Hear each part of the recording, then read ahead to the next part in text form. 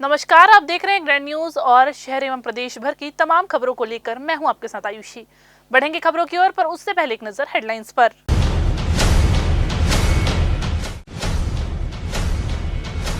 विधानसभा में प्रधानमंत्री आदर्श ग्राम योजना में सोलर लाइट खरीदी में भ्रष्टाचार का मामला गूंजा। सत्ता पक्ष के विधायक ने दोषी अधिकारियों पर कड़ी कार्रवाई की मांग की।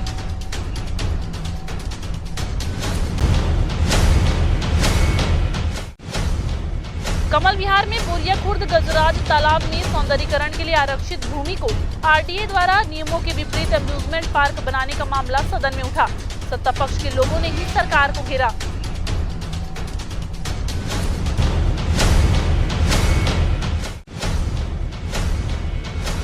अटल विश्वविद्यालय में 22,000 सीट अब भी खाली। 31 जुलाई को प्रवेश की अंतिम तारीख। सीट के रिक्त होने से महाविद्यालयों की चिंता बढ़ी।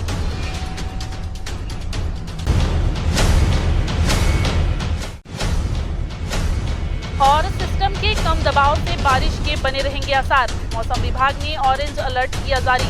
रुक रुक कर हो रही है बारिश।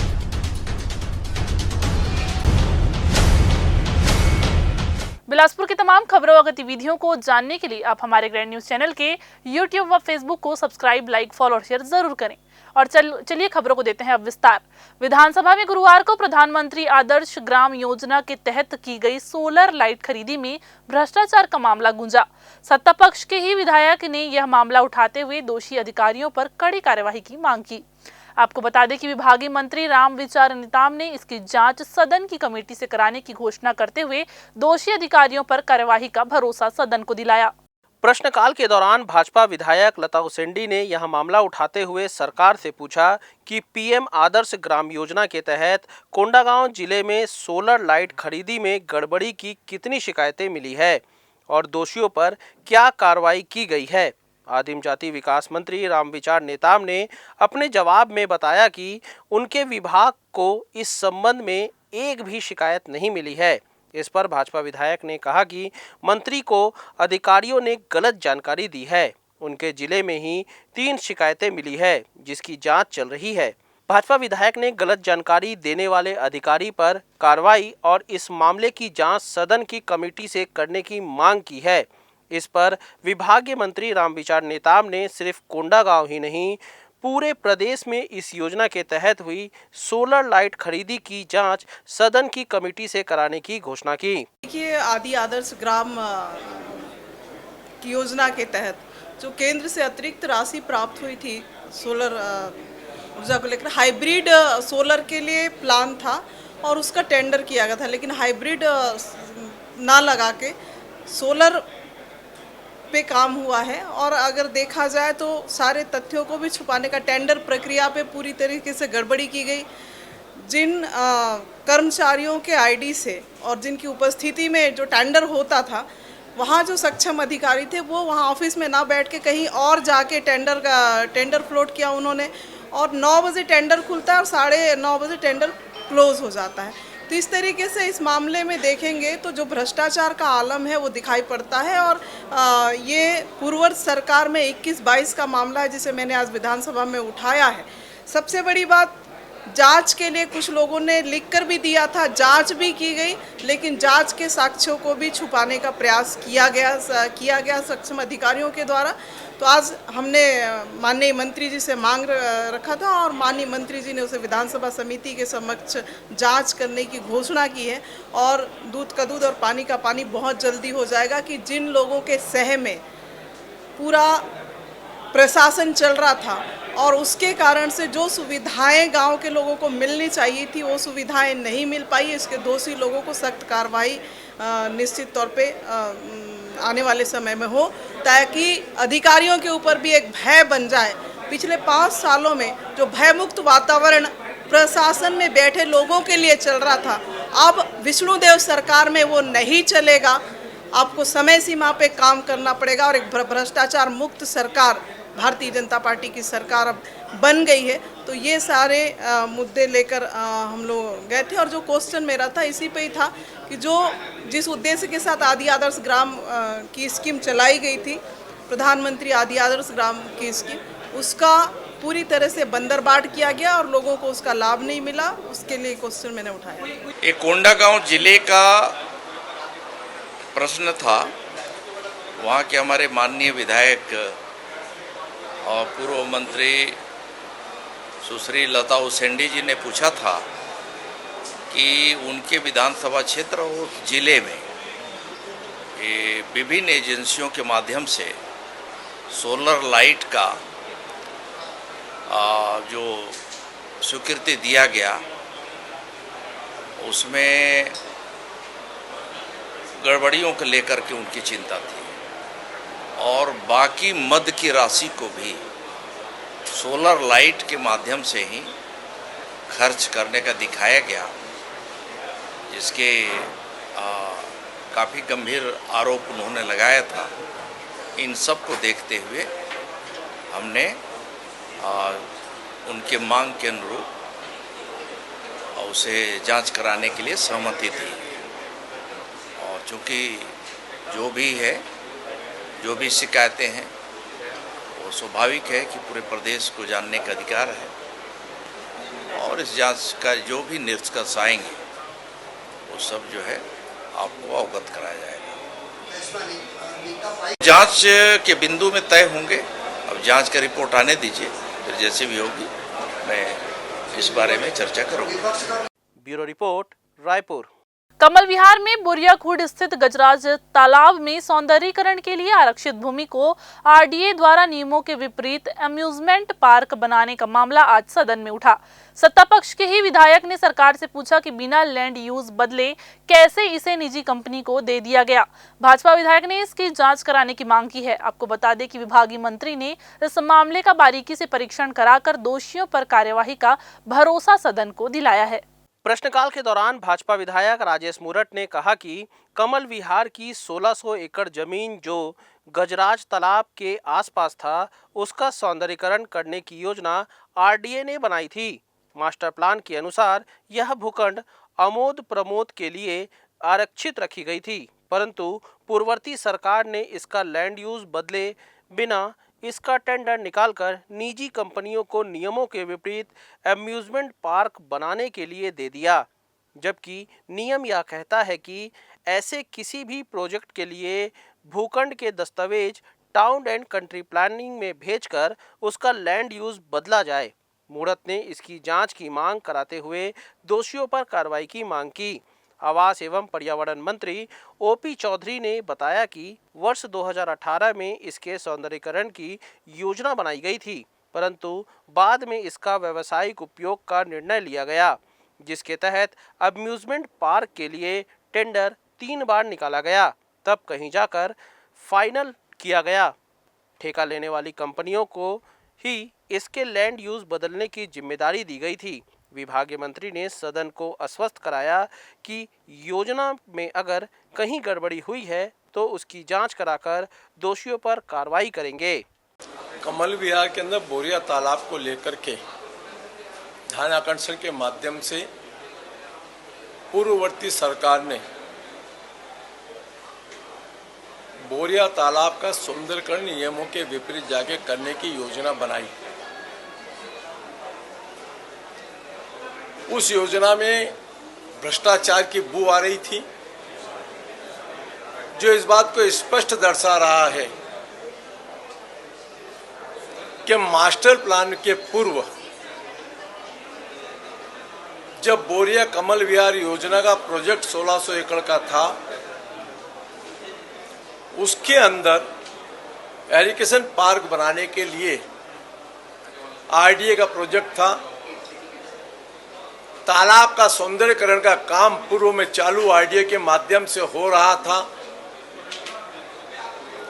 लेकिन एक बीच में नई स्कीम ला करके जब वो लैंड आपके खाते में नहीं थी, अब आपके खाते में आ गई आमोद प्रमोद में, तो आमोद प्रमोद के अंदर लैंड होने पे कौन कौन से काम हो सकते हैं, कौन कौन से काम नहीं हो सकते हैं, टेंडर निकालो। टेंडर की एनआईटी में आपने कहा कि ठेकेदार लैंड यूज चेंज कराएगा। ये पहली बार देखने को मिला कि जिस लैंड का पर्पस क्या होना चाहिए, वो तालाब के सुंदरीकरण के साथ साथ में वहां पर क्या क्या निर्माण होगा, इसकी स्पष्ट जानकारी के साथ में आप टेंडर आमंत्रित कर लिए और टेंडर स्वीकृत भी कर लिया और टेंडर स्वीकृत करके आरडीए ने टेंडर की प्रक्रिया को आगे फॉलो करना चालू कर दिया।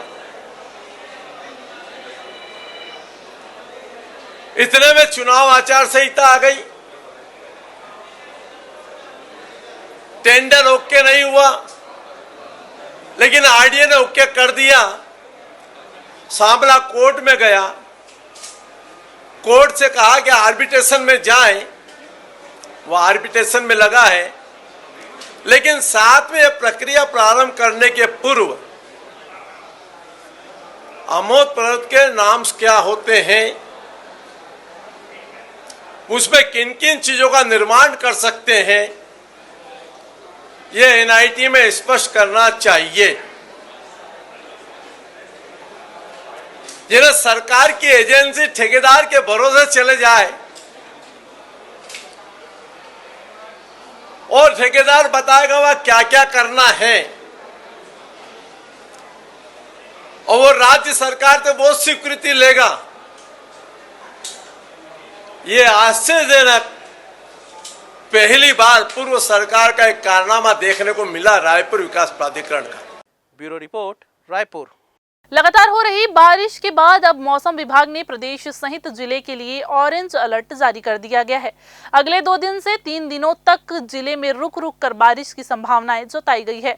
रायपुर, अंबिकापुर, बिलासपुर, रायगढ़, कोरबा, कवर्धा, राजनांदगांव जिले में ऑरेंज अलर्ट जारी किया गया है। हालांकि अब तक बिलासपुर जिले में सर्वाधिक वर्षा तखतपुर तहसील में ही हुई है, तो वहीं सबसे कम मस्तूरी तहसील में दर्ज की गई है। पिछले 3 दिनों से लगातार हो रही बारिश के बाद अब खेती किसानी में फिर रौनक देखी जा सकती है। इसके बाद किसान भी खेतों में पहुंचकर रोपाई के काम को पूरा कर रहे हैं। सावन के महीने में बारिश अधिक होती है, इसके बाद अब किसानों के चेहरे में भी खुशी नजर आई है। आषाढ़ के सूखा बीतने के बाद अब बारिश के आगमन ने नदी और नाले में भी उफान ला दिया है। एक ऊपरी हवा का चक्री चक्रवाती परिसंचरण झारखंड और उसके आसपास स्थित है। यह 7.6 किलोमीटर ऊंचाई तक फैला हुआ है। इसके साथ ही मानसून द्रोणिका मध्य समुद्र तल पर पूर्व दक्षिण पूर्व की ओर से उत्तर पूर्व बंगाल की खाड़ी तक 0.9 किलोमीटर ऊंचाई तक है। इसके प्रभाव से प्रदेश के कुछ क्षेत्रों में अधड़ चलने व बिजली गिरने तथा भारी बारिश की संभावनाएं भी जताई जा रही है। 1 जुलाई से महाविद्यालय में प्रथम वर्ष के लिए प्रवेश प्रक्रिया शुरू करी गई थी, लेकिन लगभग 23 जुलाई तक महाविद्यालय में केवल 14,000 सीटें ही भर पाई है, जबकि 22,000 सीट अब भी रिक्त रह गई है। आपको बता दें कि 31 जुलाई प्रवेश की अंतिम तिथि है और इतनी बड़ी संख्या में सीटों के रिक्त रहने के बाद अब विश्वविद्यालय के साथ महाविद्यालय की भी चिंता बढ़ गई है। दरअसल ऐसा माना जाता है कि विद्यार्थी पहले केंद्रीय विश्वविद्यालय और अन्य बड़े विश्वविद्यालय में प्रवेश लेने के लिए अग्रणी है। अगर उन्हें वहां प्रवेश नहीं मिलता है तब वह अटल विश्वविद्यालय की ओर रुझान करेंगे। ऐसे में उम्मीद की जा रही है कि अगस्त महीने तक विश्वविद्यालय के संबंध महाविद्यालय में रिक्त सीटों की संख्या कम हो सके। हालांकि विश्वविद्यालय का कहना है कि शासकीय महाविद्यालय में तो प्रवेश का रुझान अच्छा है, लेकिन निजी महाविद्यालय में विद्यार्थी प्रवेश लेने नहीं पहुंच रहे हैं, जिसकी वजह से सीटों की इतनी संख्या रिक्त दिखाई दे रही है। देखिए, कॉलेजों में सीट रिक्त होने के कई कारण हैं। वैसे तो मैं आपको जानकारी दे दूं, जो मुझे प्रारंभिक तौर पर जो जानकारी मिली है कि गवर्नमेंट कॉलेजों में अधिकतर सीटें भर गई हैं। जो हमारे प्राइवेट कॉलेज हैं या कुछ गवर्नमेंट कॉलेजों में कुछ सीटें बची हैं, उसके बहुत सारे कारण हैं। जैसे कि अभी गुरु घासीदास विश्वविद्यालय का एंट्रेंस एग्जाम हुआ है, लेकिन अभी उसके रिजल्ट नहीं आए। कुछ बच्चे होप कर रहे हैं कि वहाँ के लिए, कुछ बच्चे आपके नीट एग्जाम वाले हैं, कुछ इंजीनियरिंग कोर्सेज में जाना चाहते हैं। बच्चों की प्लानिंग रहती है। अभी प्रवेश प्रक्रिया हमारी समझिए पूर्ण रूप से समाप्त हो गई, ऐसा कहना उचित नहीं होगा। हम लोग शासन के मार्गदर्शन का इंतजार कर रहे हैं। फिलहाल वक्त हो चला है एक छोटा सा ब्रेक लेने का। ब्रेक के बाद जारी रहेंगी खबरें। आप बने रहिए ग्रैंड न्यूज के साथ।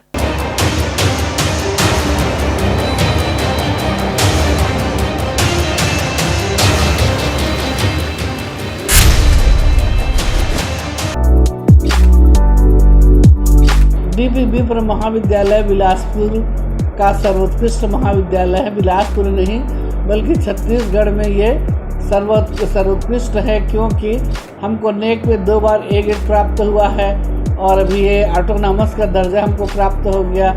यहाँ पर शिक्षा के दृष्टिकोण से, लाइब्रेरी के दृष्टिकोण से और स्पोर्ट्स की दृष्टिकोण से NCC यूनिसेस ये सबसे अच्छा, सर्वाधिक अच्छा महाविद्यालय है।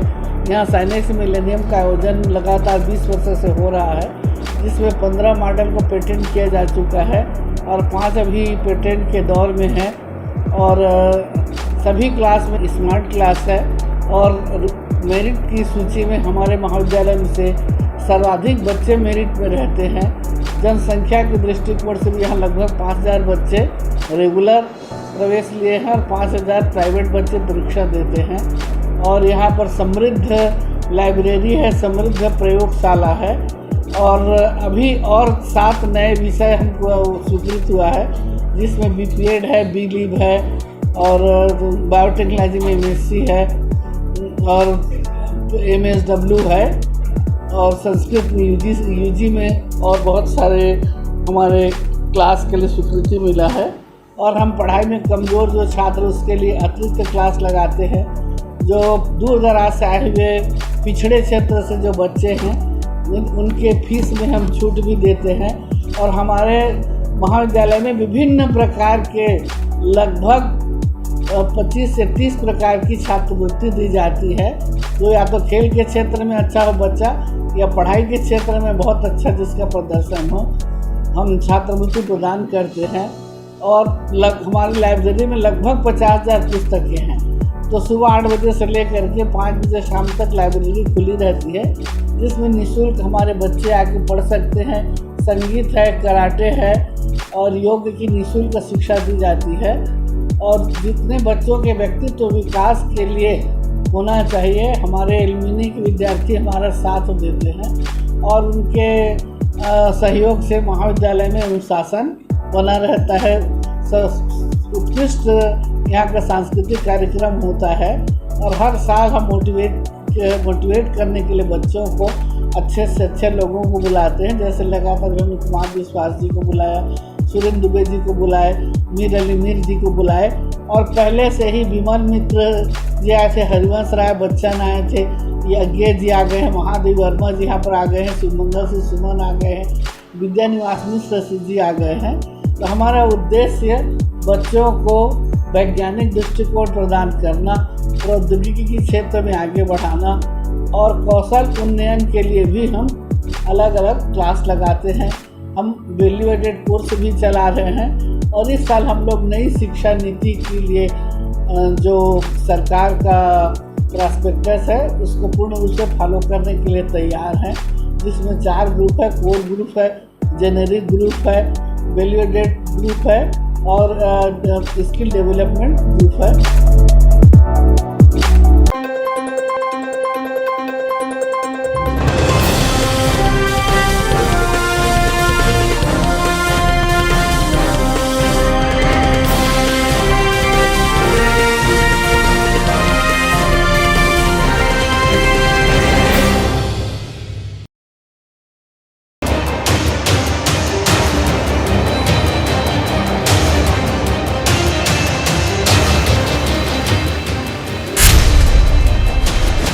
ब्रेक के बाद आप सभी का स्वागत है। स्टेशन में पार्किंग व्यवस्था को दुरुस्त रखने के लिए रेलवे ने 17 जुलाई से नया फरमान जारी करते हुए अब स्टेशन के सभी सराउंडिंग एरिया को नो पार्किंग जोन घोषित किया है। इस नो पार्किंग जोन में तितली चौक से लेकर चुचुहिया पारा फाटक तक लेकर पूरे स्टेशन परिक्षेत्र में नो पार्किंग जोन घोषित किया गया है, जिसके तहत जो भी व्यक्ति अपने वाहन इन क्षेत्रों में पार्किंग करता है उनसे रेलवे जुर्माना वसूल कर रहा है। लेकिन देखा जाता है कि इन क्षेत्रों में कई रेलवे कर्मचारी के साथ सांस्कृतिक निकेतन और बैंक भी मौजूद है। ऐसे में जो लोग यहां अपने वाहन से पहुंच रहे हैं उनके वाहन पर भी रेलवे जुर्माना वसूल रहा है, जिस पर अब विरोध शुरू हो गया है। उनका कहना है कि वह अपने कार्य से यहां आते हैं, लेकिन रेलवे जिस तरह से वाहन पार्किंग पर जुर्माना वसूल रहा है यह उचित नहीं है। इस संबंध में दक्षिण पूर्व मध्य रेलवे के CPRO का कहना है कि क्योंकि रेलवे का सराउंडिंग एरिया काफी अधिक है और रेलवे ने एक व्यवस्थित पार्किंग की व्यवस्था भी रेलवे स्टेशन में कर रखी है। लेकिन ऐसा देखा जा रहा था कि पिछले कुछ समय से अनियंत्रित ट्रैफिक व्यवस्था रेलवे परिक्षेत्र में मौजूद थी, जिसके बाद रेलवे के द्वारा यहां निर्णय लिया गया है।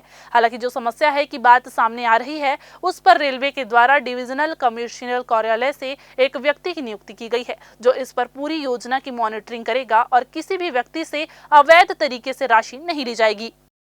पर्टिकुलर जो रीज़न था वो ये था कि पहले तो जो पार्किंग का दायरा था वो सिर्फ स्टेशन के प्रेमाइस के एरिया में ही था, तो कई लोग क्या करते थे, गाड़ियाँ बाहर खड़ी करके चले जाते थे। तो इससे क्या होता था, लोकल लोगों को भी और सभी को तकलीफ होती थी। जब आप उनसे पैसा लेने जाएंगे तो तकलीफ होती थी उनको।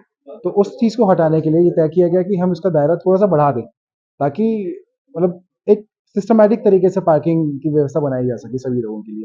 तो उसी को लेके अभी एक पहल है, जिसके तहत अभी हम लोगों ने उस एरिया को नो पार्किंग घोषित किया है।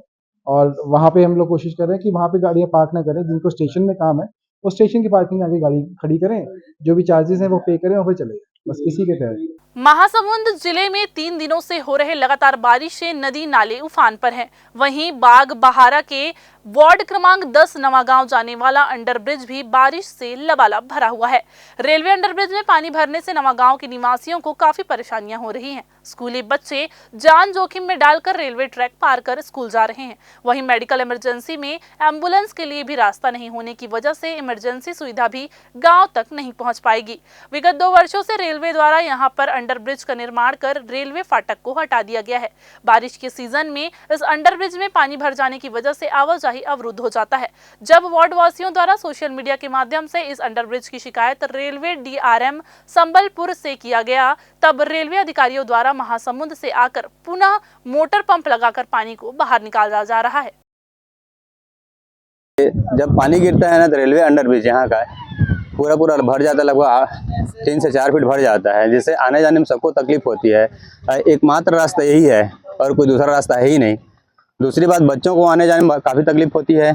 मैं अपने बच्चों को भेजा नहीं स्कूल, जिसके कारण से बच्चे घर में हैं, आज छोटे छोटे बच्चे हैं घर में हैं, पानी भर गया था इसके कारण। नहीं, बस फेसबुक वगैरह में डाला हूँ मैं, बस और कुछ नहीं। पंप लगाते हैं, पंप क्या सक्सेस नहीं होता, कितना खींचेगा पानी पंप, और कोई दूसरा जुगाड़ नहीं कर पा रहे हैं लोग। रेलवे पटरी के इस पार रहते हैं, अंडरब्रिज पार करके मोहल्ले जाना पड़ता है। अगर 10 मिनट 15 मिनट आधा घंटा भी पानी गिरता है तो इतना समस्या होता है हमारे को कि पटरी पार करने में मजबूर रहते हैं या एक साइड गाड़ी खड़े करके आना जाना पड़ता है। यहाँ सुनने वाला हमारा कोई नहीं है। एक दिन आते हैं, खाली होता है पानी, फिर वैसे का वैसा हाल हो जाता है। बहुत समस्या हो रहा है, खासकर हमारे को अगर कभी मेडिकल सुविधा का जरूरत पड़ गया तो बहुत तकलीफ होगी हमारे को। स्कूली बच्चे कैसे करते हैं? स्कूली बच्चे भी मजबूर है, या तो छुट्टी मारते हैं या फिर पटरी पार करके जाते हैं, अपना जान जोखिम में डाल के माँ बाप भेज देते हैं उनको और वो जाते हैं फिर अपने हिसाब से। बिलासपुर लूट हत्या के प्रयास, नाबालिग से दुष्कर्म के मामले में फरार चल रहे आरोपी को पुलिस नहीं खोज पा रही है। लगातार प्रयास के बाद भी आरोपी का सुराग नहीं मिलने पर पुलिस अधीक्षक ने 9 आरोपित की सूचना देने वालों को इनाम देने की घोषणा की है। जी हां, आपको बता दें कि इनमें एक मामला 2018 का है। इसमें शामिल आरोपित अब तक फरार है, जिसका कोई सुराग नहीं मिल सका है। SP रजनीश सिंह ने जिले के अलग अलग थानों में दर्ज मामलों में शामिल फरार आरोपी का सुराग देने वालों के लिए 5,000 रुपए इनाम की घोषणा की है। आपको बता दें कि पुलिस अधीक्षक रजनीश सिंह इन सभी फरार आरोपियों को सूचना पुलिस कंट्रोल रूम और पुलिस अधीक्षक ऑफिस व संबंधित थाने में देने की बात कही है। जिला बिलासपुर में लगातार जो असामाजिक तत्व एवं अपराधियों के खिलाफ हम प्रहार कर ही रहे हैं, उसी तारतम्य में कुछ गंभीर अपराधों के प्रकरण थे जिसमें आरोपी फरार हैं, तो उन सभी के लिए पुलिस अधीक्षक महोदय ने इनाम की उद्घोषणा जारी की है। जिले के विभिन्न थानों के गंभीर अपराधों के 9 प्रकरणों में जो है आरोपियों के खिलाफ 5-5 हज़ार रुपये के इनाम की उद्घोषणा की गई है और शीघ्र इन पता तलाश करके इन अपराधियों की गिरफ्तारी की जाएगी। अटल बिहारी वाजपेयी विश्वविद्यालय का दीक्षांत समारोह 10 अगस्त को आयोजित होगा। इसमें सुप्रीम कोर्ट के जस्टिस के साथ साथ शासन के मंत्री और मुख्यमंत्री भी शामिल होंगे। इसके लिए विश्वविद्यालय में तैयारियां भी शुरू कर दी गई है। इस बार लगभग 40 शोधार्थियों को उपाधि दी जाएगी, तो वहीं मेरिट लिस्ट में आने वाले विद्यार्थियों को प्रमाण पत्र, तो वहीं गोल्ड मेडल भी विद्यार्थियों को प्रदान किए जाएंगे। दीक्षांत समारोह को लेकर विश्वविद्यालय में तैयारियां शुरू हो चुकी है और विश्वविद्यालय प्रबंधन के द्वारा विद्यार्थियों की सूची तैयार की जा रही है। हालांकि विश्वविद्यालय ने दीक्षांत समारोह को लेकर सभी को जिम्मेदारी तय कर दी है। इसके बाद समारोह को शांतिपूर्व संपन्न करने के लिए सभी अपने कार्य को पूर्णता से करने में लगे हुए हैं। निश्चित तौर पर दीक्षांत समारोह हर विद्यार्थी के लिए उनके जीवन काल का स्वर्ण काल होता है। दीक्षांत को लेकर हम लोग 10 अगस्त को महामहिम राज्यपाल द्वारा अनुमति प्रदान हो गई है कि 10 अगस्त को आप लोग दीक्षांत करा सकते हैं। हमने अनुमति मांगी थी और दीक्षांत की तैयारी के लिए हम लोग जिन लोगों को प्रवीण सूची में प्रथम स्थान है उनको तो गोल्ड मेडल दिया ही जाना है सभी संख्या में, लेकिन 1 से 10 स्थान वालों को भी जो प्रशस्ति पत्र मिलता है वो भी उनको प्राप्त होगा। साथ में जो PhD है इस बार हम लोग 35 से 40 के आसपास के लोगों को PhD भी अवार्ड करने वाले हैं और डिग्री उनको प्रदान की जाएगी। छत्तीसगढ़ के बिलासपुर निगम कमिश्नर अमित कुमार ने कांग्रेस पार्षद अमित सिंह के खिलाफ फर्जीवाड़ा करने के आरोप में FIR दर्ज कराया है। जी हां, आपको बता दें कि निगम आयुक्त ने मामले में पुलिस कप्तान रजनेश सिंह को पत्र लिखकर बताया है। अमित कुमार सिंह वार्ड क्रमांक 50 का पार्षद है जो कि फर्जी रसीद का सहारा लेकर सरकारी संपत्ति को बेच रहा था। इस पर सरकंडा थाने में आरोपी कांग्रेस पार्षद के खिलाफ 420, 468, 467, 471 की गंभीर धाराओं के तहत FIR दर्ज की गई है। अपराध दर्ज होने की सूचना मिलते ही कांग्रेसी पार्षद फरार हो गया है, जिसकी तलाश सरकंडा पुलिस कर रही है। सरकंडा थाना क्षेत्र में बहतरई एरिया में जो है दुकान आवंटन को लेकर के और वहाँ शिकायतें हुई थी, जिस पर नगर निगम के द्वारा जांच किया गया था और जांच रिपोर्ट सरकंडा थाने में भेजी गई है। उसके आधार पर जो है फर्जी रसीद के द्वारा पैसा लिया जाना बताया गया है। इस पर जो है अपराध दर्ज किया गया है और आगे कार्रवाई की जा रही है। तो ये थी आज के बुलेटिन की तमाम खबरें। अगली बुलेटिन में फिर होगी आपसे मुलाकात। तब तक के लिए पूरी टीम के साथ आयुषी को दीजिए इजाजत। नमस्कार।